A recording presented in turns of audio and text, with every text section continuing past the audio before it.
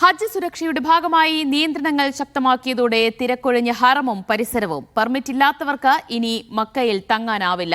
ആളൊഴിഞ്ഞതോടെ കർമ്മങ്ങൾ പൂർത്തിയാക്കാനെടുക്കുന്ന സമയവും കുറഞ്ഞിട്ടുണ്ട്.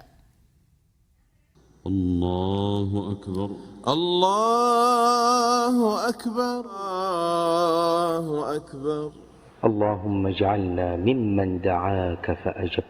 ലക്ഷങ്ങൾ തിങ്ങി നിറയാറുള്ള കാബയുടെ മുറ്റമാണിത്.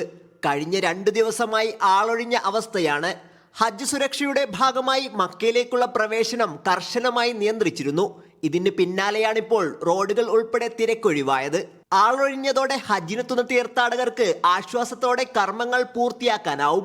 ഹാജിമാർക്കും സ്വദേശികൾക്കും GCC രാജ്യങ്ങളിലെ പൗരന്മാർക്കും മാത്രമാണിപ്പോൾ ഉംറ ചെയ്യാൻ അവസരം. ബംഗ്ലാദേശ്, ഇന്തോനേഷ്യ, ഇന്ത്യ തുടങ്ങിയ രാജ്യങ്ങളിൽ നിന്നുള്ള തീർത്ഥാടകരാണ് മക്കയിലേക്ക് നേരിട്ടെത്തുന്നത്. പെർമിറ്റില്ലാത്തവരെ മക്കയിൽ താമസിപ്പിക്കുന്നവർക്ക് കടുത്ത ശിക്ഷ ലഭിക്കും. മക്കയുടെ അതിർത്തികളിലും പരിശോധന ശക്തമാക്കിയിട്ടുണ്ട്. Sabith Salim, Media 1, Mecca.